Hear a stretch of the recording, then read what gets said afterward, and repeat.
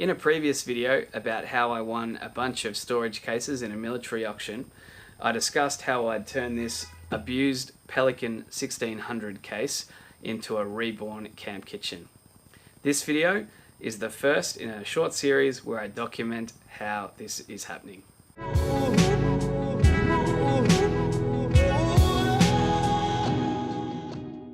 As soon as it arrived, I noticed a few things.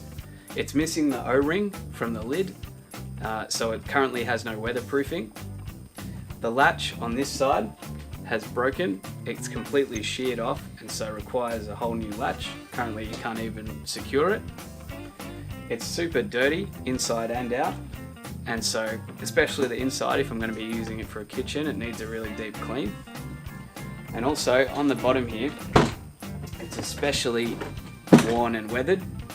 You can see here this rib running down is raised and it's completely rubbed down, so that's now been grinding on a surface and is wearing into the wall of the case. So I need to be careful going forward that I don't wear this more, because eventually that might fail. These are all things that you roll the dice on in an online auction. I had 2 blurry photos to go off and I bid it accordingly. So for the O-ring and the latch, I noticed on the inside a sticker, Carriot Cases, an authorised dealer in Australia for Pelican cases. Jumped on their website. The O-ring, no dramas, $20-something, done and dusted. The latches, however, couldn't see anything on the website. I emailed them and said, hey, what's the deal with the latches? I want to buy some for the 1600 or I need to replace one. They said, that's a warranty thing and here's the number for Pelican Australia. And I was thinking, no, hopefully, no way an abused second-hand military case, no way they're gonna pay a warranty claim and give me a latch or whatever. So had a look at their terms and conditions, and it had all the usual stuff.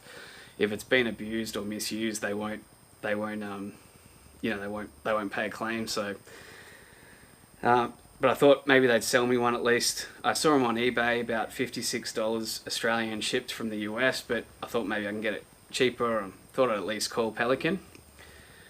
So I explained the situation on the phone to Pelican, and they cut me off pretty quick and said, no worries, give us your email, I'll send you this form, we'll send you some new latches. And I was basically flabbergasted. I didn't have to give them a serial number, they didn't ask for photos. Basically like, oh yeah, this guy seems like he's got a legitimate problem with that product, we're just going to send him some new latches. So they said we're not in the office every day at the moment, probably sometime next week they'll be in the post, and said no dramas.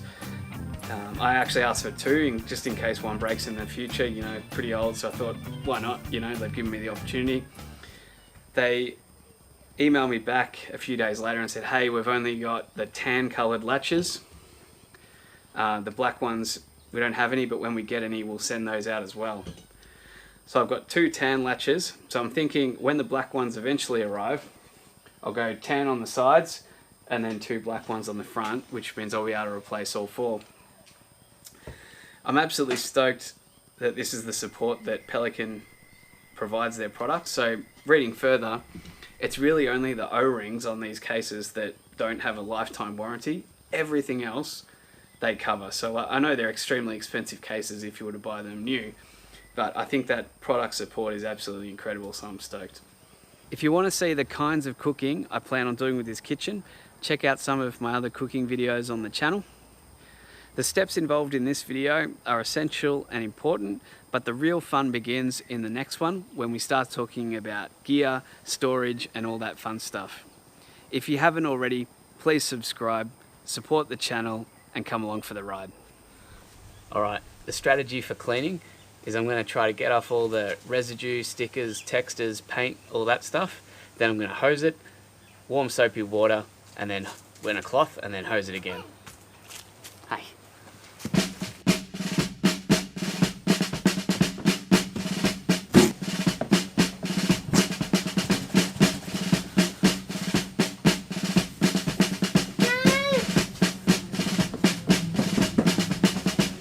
I might leave this one on here, see if it comes off with the warm soapy water, but if it doesn't, I'll leave it there.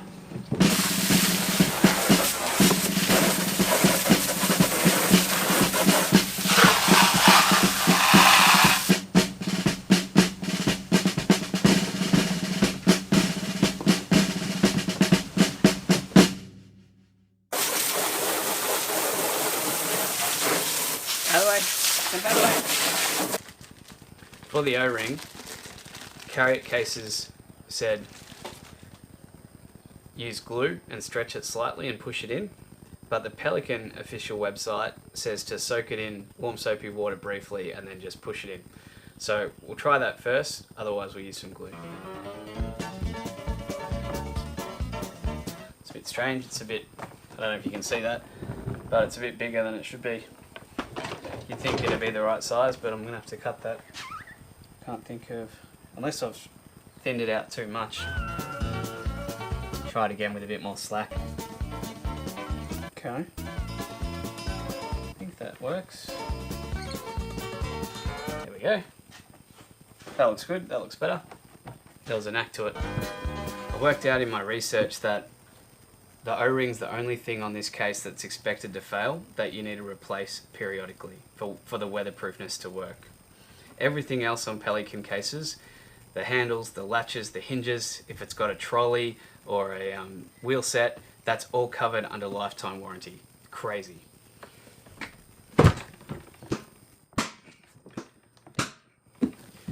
Bit more firm now, take some wearing in.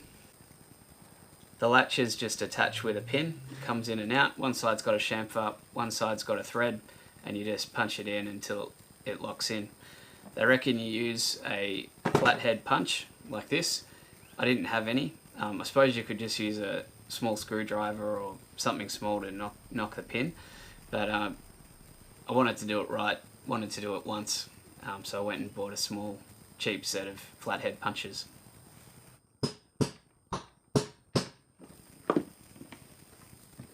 It's the old one out. There's a bit of a knack with this one too.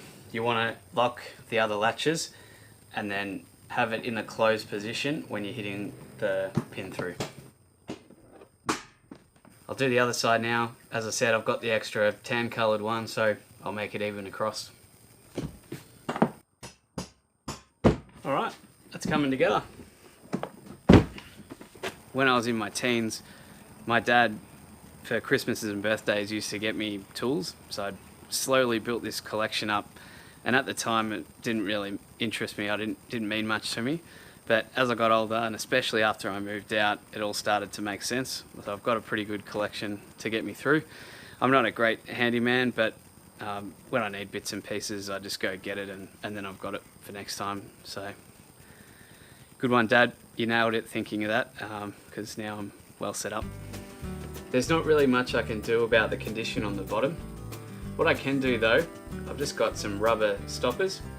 I'm gonna make sure it's nice and clean, stick these on, and this will double up as well, giving me grip on putting it on a camping table or something so that it doesn't slide around. So yeah, these might not last very long. We'll see how we go. I might need to think of something else.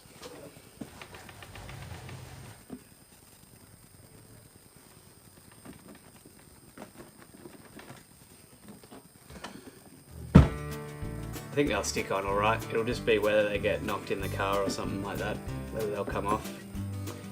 Next time I'm at Bunnings, when it opens, I might get another packet of these and just go another 1, 2, 3 in the middle, just to make it a bit more sturdy on a table or whatever. I think it'll work well. Alright, it's had it spruce up, nice and clean on the inside especially. New latches on the sides, new O-ring to keep the weather out, and some rubber stoppers on the bottom to help with some grip. Looking pretty good. I've been trying to think of a name for this thing, and I've decided to keep its original heritage, CTK44. This project's going to be called the Charcoal Travel Kitchen, number 44. I'll see you in the next one. Help? Oh, thank you. Rub, rub. Rub, rub. Good girl, thank you. You're very helpful. You're very helpful. Yes. Can I go inside now?